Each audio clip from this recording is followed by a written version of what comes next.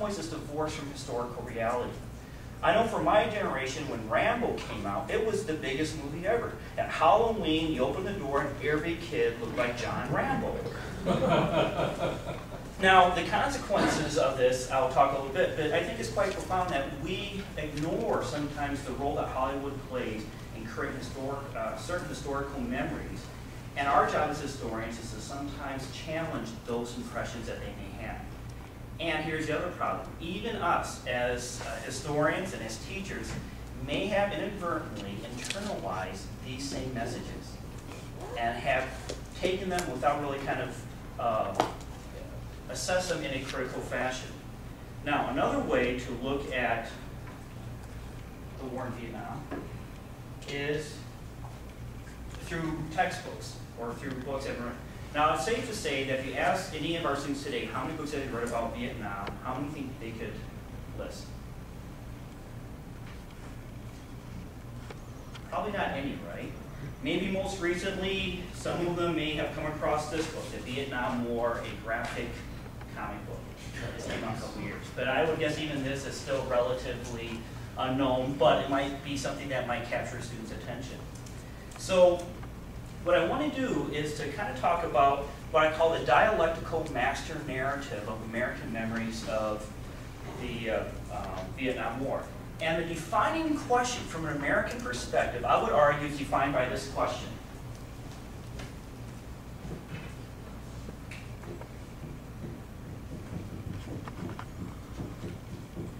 Why did we lose? To me, this is the single framework in which most American memories and historical perspectives looks at the war in Vietnam.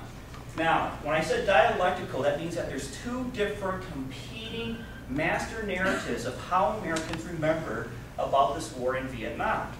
Now, the first one I would call is called kind of the liberal or anti-war thesis. And in this particular thesis, it argues that this war never should have been fought. And the reason why Americans lost is that the Americans' cultural ignorance led to hubris that led them to fight a war that never should have been fought to begin with. Okay?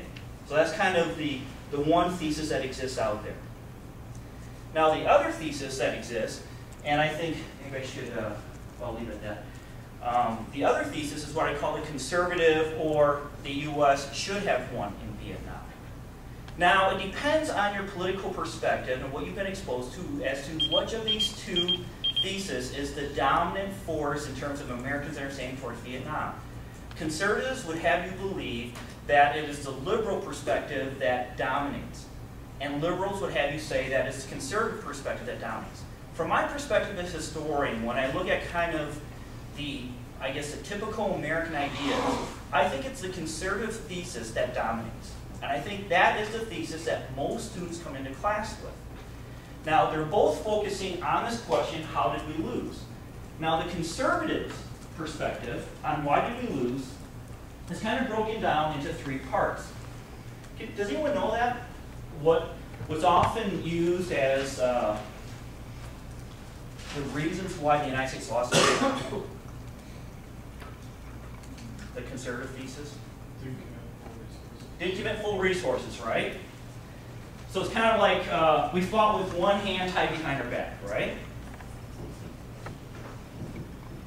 And in this, who often gets blamed are the politicians. In fact, in the first Rambo movie, at the end of the movie, he after he shoots up the town, John Rambo's crying, says they wouldn't let us win. They wouldn't let us win. And who's we?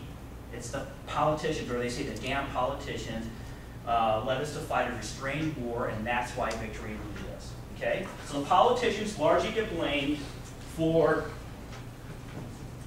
the defeat. But that's not the only scapegoat. What's the second reason? The media. The media, right? And not just any media, but what type of media? Liberal media. Right? The liberal media. And what did the liberal media do? Showed the casualties. They showed the casualties. They basically eroded the morale of the American people, right? That from the very beginning, the liberal media was against the war in Vietnam, undermined American public support for it, and because of that, we could not win, right? And what's the third aspect of this thesis? What's probably the most dominant image? You think about Forrest Gump, not only do you have the war in Vietnam, the protests, right? The anti-war movement.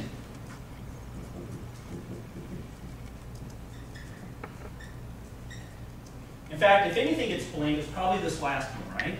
Especially what people refer to as those damn hippies. Those hippies are responsible, and not only are the hippies responsible for the defeat in Vietnam, but add insult to injury, the hippies stood at the airports of returning soldiers, spit upon them, and disgraced them, right? That makes for a very powerful memory. And I would argue, as a historian, this is the dominant view that exists in America, both of kind of the generations going back to Vietnam, as well as younger students today, if they had any consciousness about this. Well, this makes for a nice theory. I'm going to argue that it's largely wrong. I'm going to argue that this particular thesis does not hold up under historical scrutiny. How am I going to do that?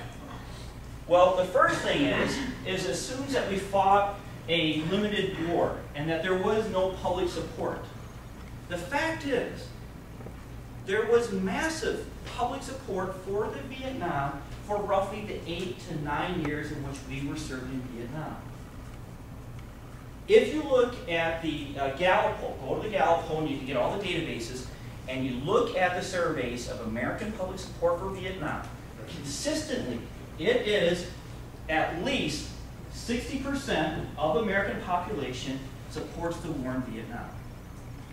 All the way up until 1969 and 1970. So roughly for 10 years, the American government had the support of the American people. But then you're thinking, wait a minute, David, what about all those anti-war protests, right? Did that diminish the support for the war in Vietnam? Well, the thing is that the way that we remember the anti-war movement is that we're kind of ahistorical.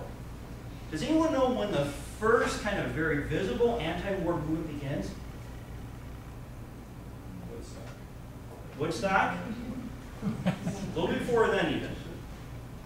The first major ones really begin in 1967 at a large scale, but they're largely contained to American college campuses. And if you look at the public polls, most Americans denounce the anti-war protesters. Now, to show you just how strong American support was for the war in Vietnam, is that there was a famous speech given by, on April 4th, 1967, the Riverside Church in New York City called Beyond Vietnam. And this person was Martin Luther King. And when Martin Luther King gave this speech, he knew he was going to be in trouble. By both people within his own organization, because they're saying, Dr. King, you're going to dilute the civil rights movement. And he also knew that the American people would be against it. Now, I had some clips, but I forgot to put them on my PowerPoint presentation, but he was denounced. He was vilified by the media, by politicians, for coming out against the war in Vietnam. In other words, he's the first notable public official or public person to come against the war in Vietnam, and he was vilified. LBJ was so upset at Martin Luther King coming out against the war in Vietnam, he basically said, I'm never going to allow that end preacher back into the White House. So that should be indication that in 1967, American support for the war in Vietnam was very, very strong. So in other words, we can't say that somehow the politicians did not have the support of the American populace. They did. For 8